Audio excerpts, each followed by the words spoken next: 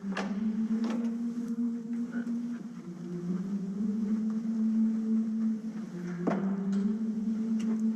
بالله من الشيطان الرجيم واعتصموا بحبل الله جميعا ولا تفرقوا. Allah subhanahu wa ta'ala says in his beloved book, and hold fast all together to the rope of Allah, and be not divided among yourselves. Ramadan is a month of worship, a month of growth, and a month where we all come together as a community. During this uncertain and stressful time, our centers may be empty, but our hearts are full. We are still connected as a community through our memories, our prayers, and our bond as brothers and sisters. This Ramadan, while we worship at home, let us continue to support the growth of our community center, MCMC.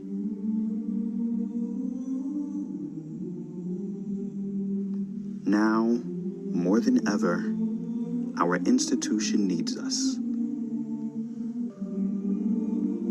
It is time to come together.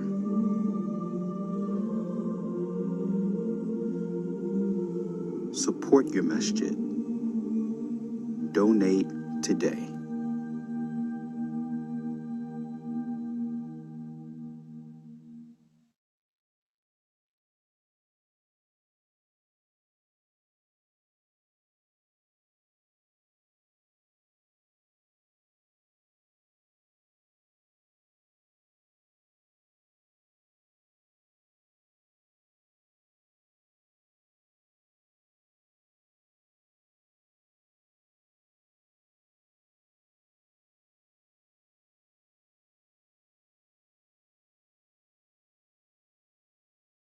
Social distancing will change significantly how Muslims observe the holy month. Shut down mosques mean the faithful will no longer be able to gather together to engage in nightly prayer and to break fast at sunset. Those that rely on the food they receive at the mosque to break fast will also suffer. Heading into work today, and it just hit me. I miss you. MCMC to me has always been my home away from home. It's the place where my love of Islam grew. It's the place that when I was at Rutgers and there was stress of work and stress of school, I could always rely on MCMC to be that place to give me a sense of peace, a sense of sukoon. And so with Ramadan coming in just a few days, it's hitting me that I miss my community more than ever. The iftars, the tarawih, the jummas, the lectures. Ramadan is a reminder of what community means, and MCMC has been the setting of that for so many reasons. So I was thinking, why shouldn't that still be the case? Why can't we make this the best Ramadan yet?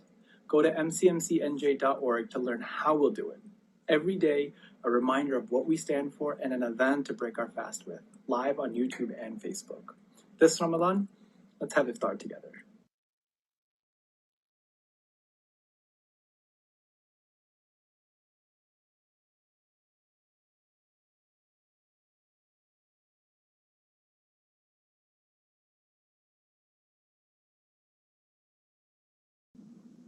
Assalamu alaikum. My name is Binyamin Badat.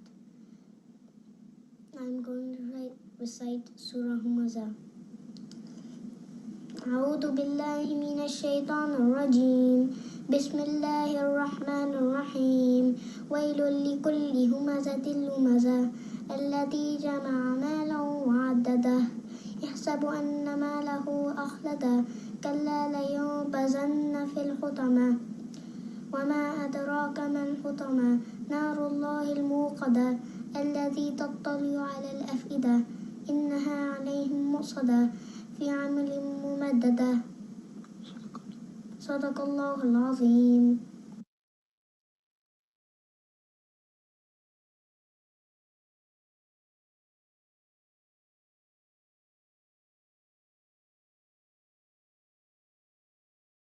Assalamu alaikum wa rahmatullahi wa barakatuh.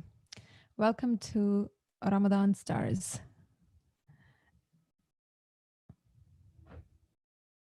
Just give me a sec. I want to make sure you can all hear me.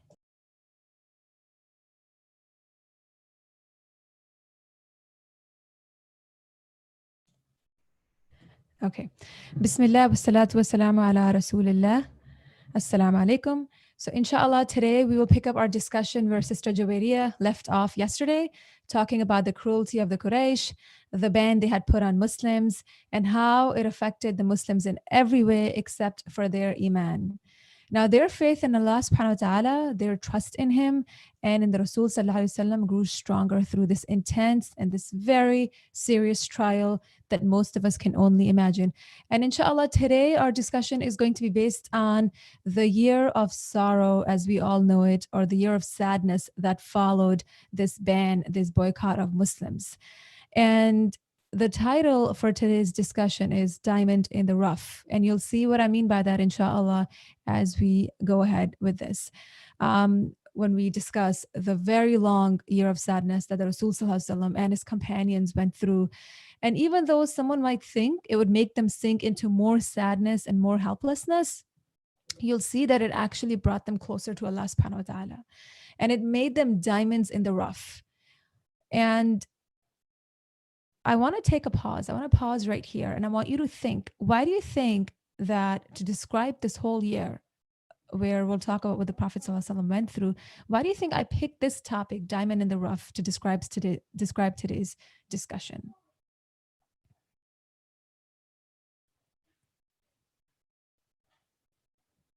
Okay.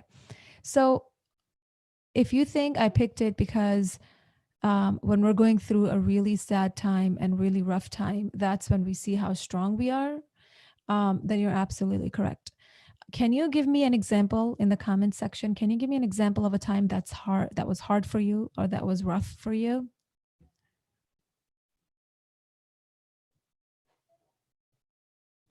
Yes, Afif Muhammad said they're like bright diamonds in the dust. Absolutely. Okay. Let's take our current times. Life in this present time of social isolation. Okay. Even though we can't completely compare ourselves to what the Rasul sallallahu alaihi wasallam went through, to what the companions of the Prophet went through, we can sort of understand it. And how is that? Well, out of all the children who are listening today, I see there are quite a few. I see that on the YouTube channel. There are quite a few children who are listening today. Most of you go to school outside of your home, right? However, because of the coronavirus, you have been homebound. And even though you had to wake up super early to go to school, you might miss your routine a lot. I know a lot of you really miss your teachers, you miss your friends. And then all of a sudden you were told that you had to stay home, that you couldn't go to the park, maybe that you couldn't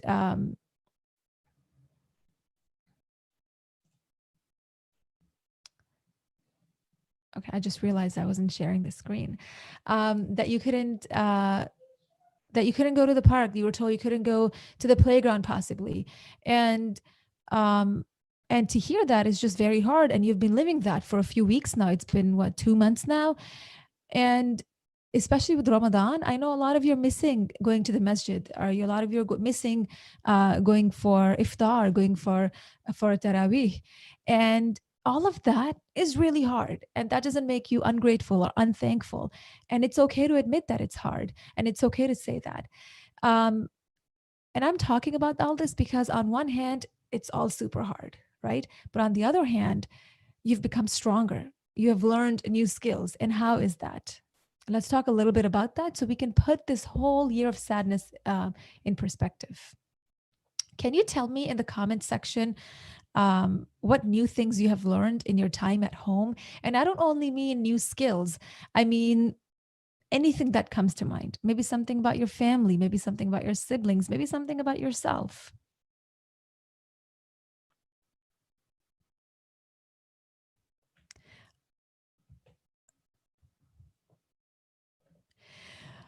Okay, some of you learned how. Okay, Batul said baking. Absolutely. Some of you have learned how to navigate new educational websites, right? websites that you were probably not using in school. Some of you learned your way around the kitchen, baking and cooking more. You've learned more math and science while you're baking and cooking. Some of you have played with your siblings so much that you've become better at playing and learning how to have a discussion with your sibling when there's an argument. You've probably learned how hard your parents work, and now you see, your mom and dad working from home while also taking care of you. So you've learned to appreciate what your family does, right? So we learned all of this while being quarantined at home, while being sort of, stuck at home. And alhamdulillah, we have a nice, cozy home and we have food for ourselves. So this test that we're going through, we have still learned a lot about ourselves while going through this test, right? From Suleiman, I learned Bismillah, memorizing Quran, learning art. That's amazing. And maybe, just maybe, you might not have been able to learn all of that, or at the pace that you're learning it, if you still had, if things were just the way they were as before.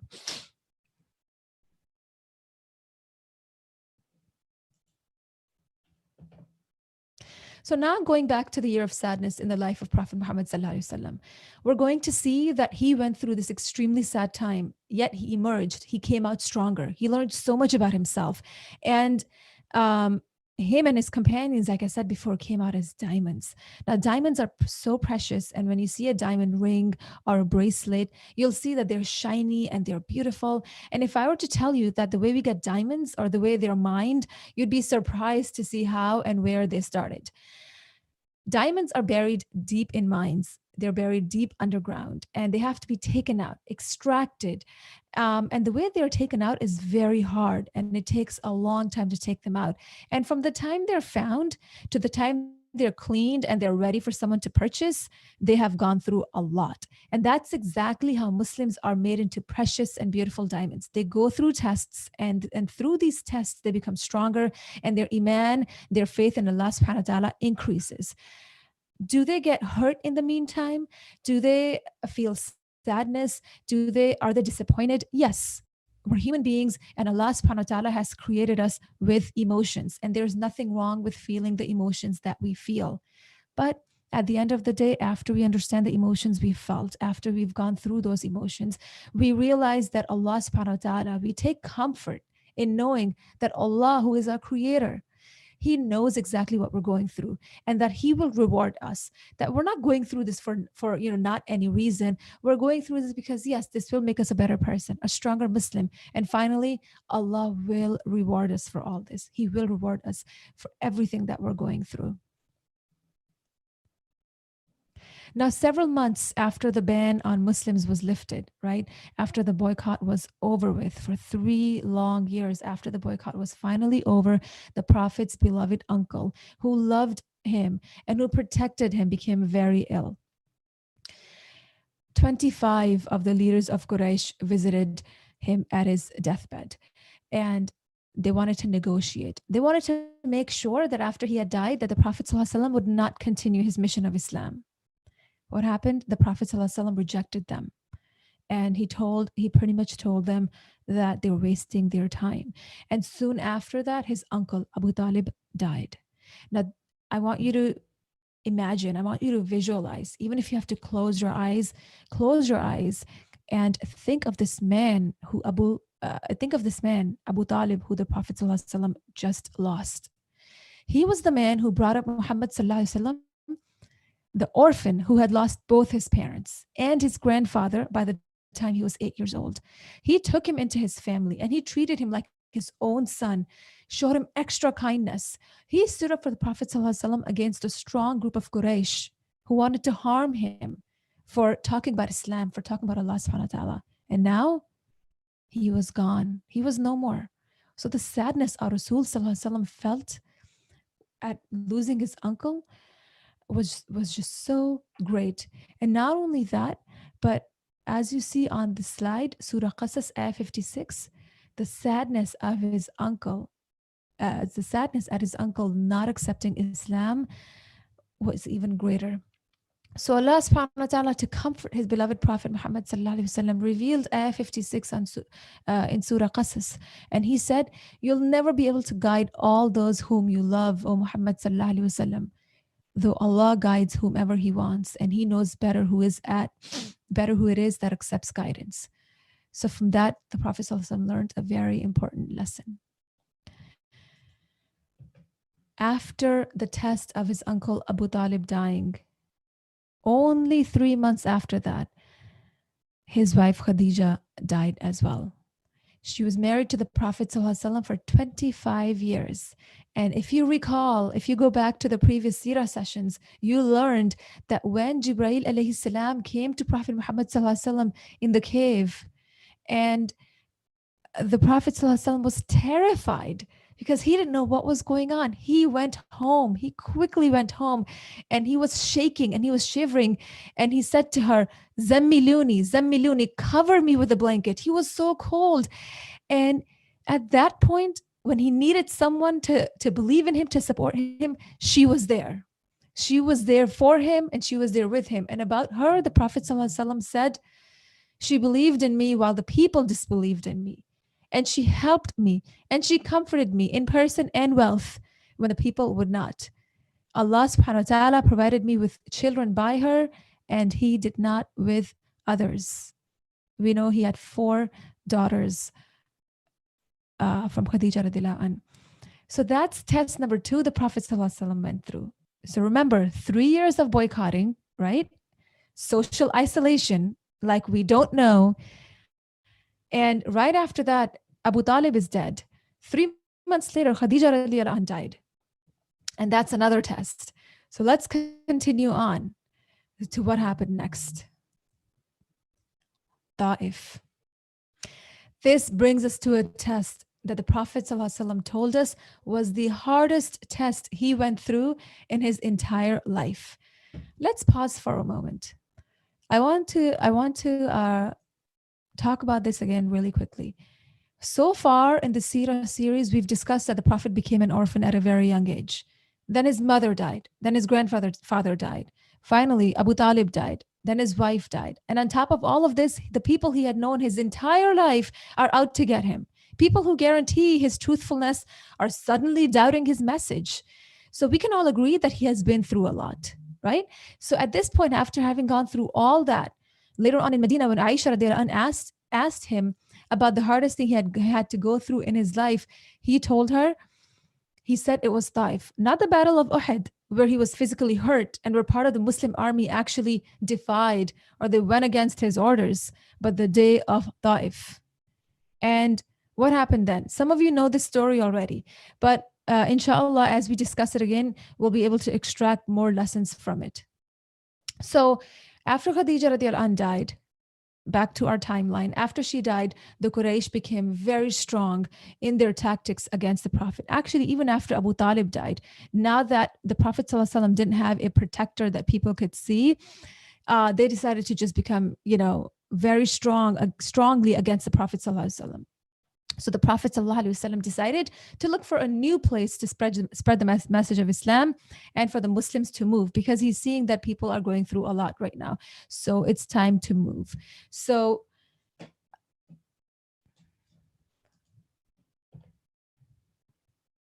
he decided that they would go to the town of Ta'if, that is not far from Mecca, and they would go and have a meeting with the leaders of Ta'if. Now,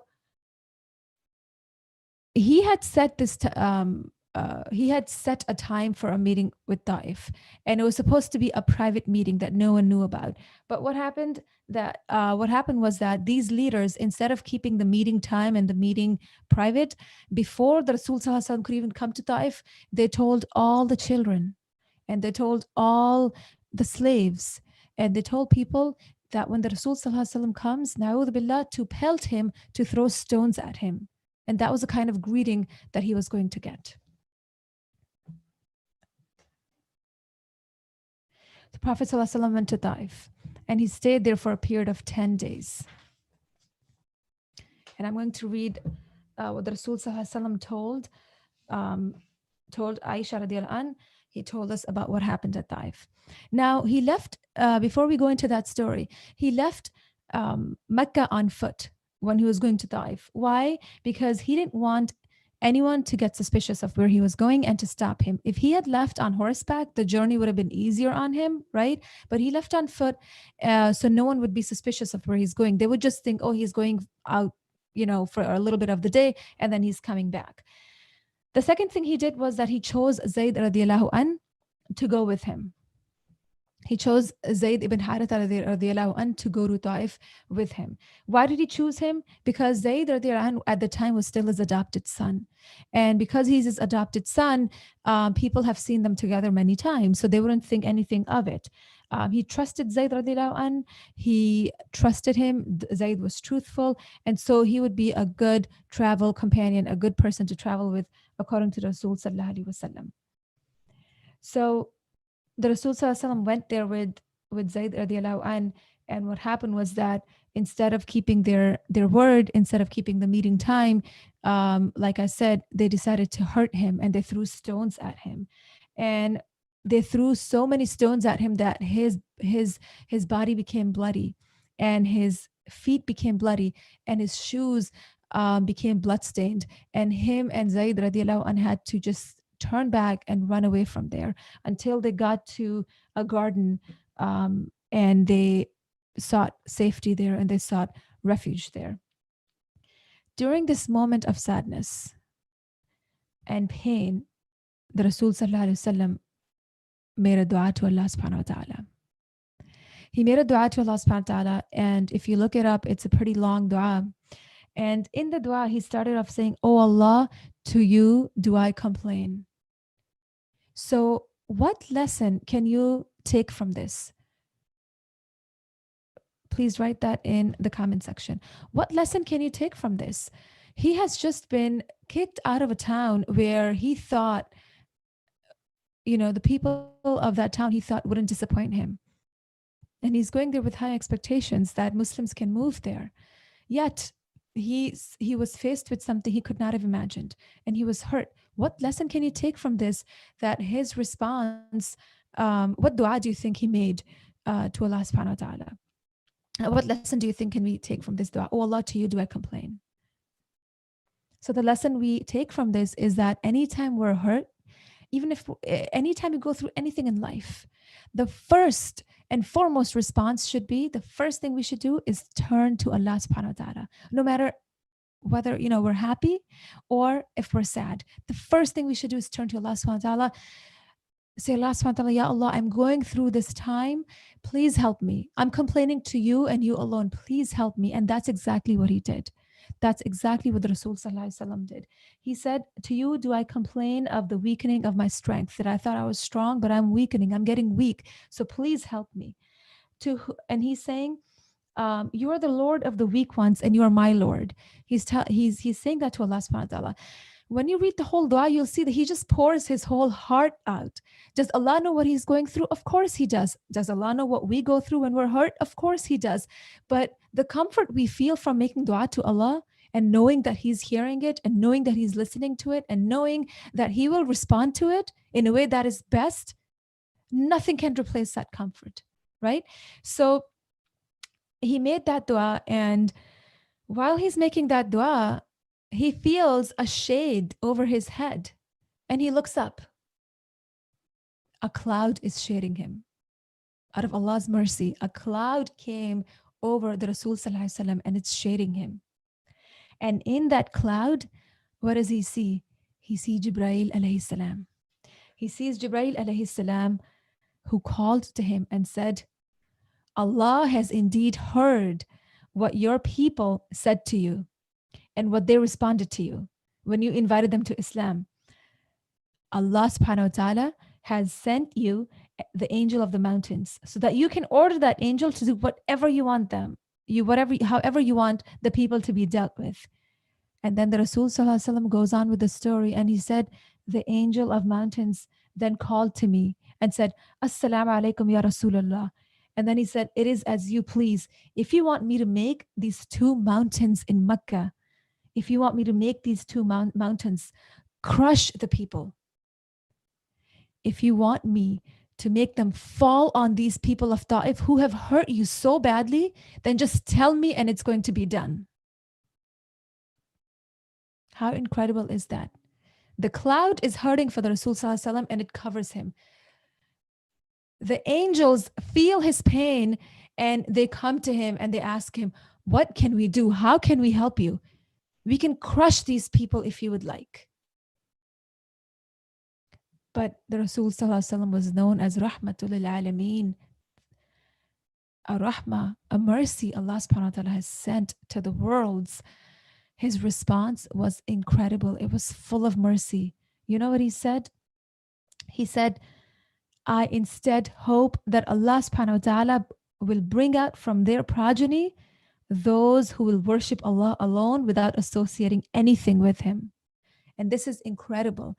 The Rasul Sallallahu Alaihi Wasallam said, no, don't crush them. Don't kill them. Because maybe the generations that come after will become Muslim. And that's an incredible response that not just anyone is capable of. But he was so merciful. He said, don't do it. And what happened years after, several years after, we see after Fath Makkah, you'll see, inshallah, you'll learn that the town of Ta'if became Muslim. That the whole town became an incredible community of Muslims. And Allah, because Allah heard the dua of Rasul Sallallahu Alaihi Wasallam. So at this point, I'd like to think about some of the lessons. I'd like you to think about some of the lessons that we can think of from the discussion of today, from today's discussion. This whole year was so sad, and you can't help but get teary-eyed when you see what the Rasul Sallallahu Alaihi Wasallam went through. And boys and girls, my brothers and sisters, I want you to think of something. Anytime we go through anything in life, I want you to remember this lesson. First and foremost, the Rasul Sallallahu Alaihi Wasallam has gone through something worse. Research in the Sirah if you have to. Look through the Sirah books and see anytime we go through something, he has gone through something worse. And that really brings us comfort, because we know that, sometimes when we go through a hard time, we think, does Allah still love me? Does Allah subhanahu wa ta'ala still love me? I'm going through this such a hard time right now. But that's just the way we think as human beings. We think like that. If we're going through happy times, we think, oh, Allah's happy with me. If we go through hard times, we think Allah subhanahu wa ta'ala must be upset with me. But that's not the case. The life of Prophet Muhammad Sallallahu Alaihi Wasallam, yes, there were happy moments in it too, but he went through a lot of hard times. What does that mean? Allah loved him. Allah subhanahu wa ta'ala loved him. And so remember that anytime you're going through something, it doesn't mean Allah doesn't love you. It means he loves you so much, he wants you to be stronger. He wants you to be closer to him through the tests that you go through. So I'm waiting to see if anyone can comment any lesson that they learned through the story today, any lesson that they learned through the discussion today. And while you are thinking of the lessons and you type it in the comment section, I'll mention another thing. Don't feel too sad. Inshallah, in tomorrow's discussion, you learn an amazing way in which Allah subhanahu wa ta'ala rewards the Prophet for going through these incredible hardships, the 3 years of the boycott, and then the death of these 2 individuals whom he loved so much. And you'll learn how Allah subhanahu wa ta'ala comforted him. And that's going to come tomorrow, so do not miss out. To be patient, Afif Muhammad said. That's true. When we're going through hard times, be patient. Turn to Allah subhanahu wa ta'ala. Talk to your parents. If you're feeling sad or if you're feeling angry or anything like that, that's okay. Because remember, these emotions that we have in us, Allah subhanahu wa ta'ala has created them. Feel them, go through them. Talk to Allah, talk to people you trust, like your mom and dad, maybe your siblings. And it's okay to talk about it. And just ask Allah to bring you comfort, to bring you relief. Batul said only Allah is enough for us. That's absolutely true. Allah subhanahu wa ta'ala is enough for us. But he has given us our trusted family members, our parents. He's given us our friends who are there for us also. And that's amazing too. Okay, so before we finish the ad that you saw earlier, before this discussion started, about giving to our masjid, please remember that. I have put up the hadith. Remember to, especially as we approach the last 10 nights, to set up a donation where you can donate to the masjid every night, and Allah subhanahu wa ta'ala, inshallah, will count it as, inshallah, it'll fall in Laylatul Qadr. One of the nights will fall in that, and you'll get immense reward for it. So I'll end the discussion, inshallah. Jazakallah khair for attending. Be sure to attend tomorrow also. And inshallah, the questions will be up for you to answer. Jazakumullah khair. Assalamu alaikum wa rahmatullahi wa barakatuh.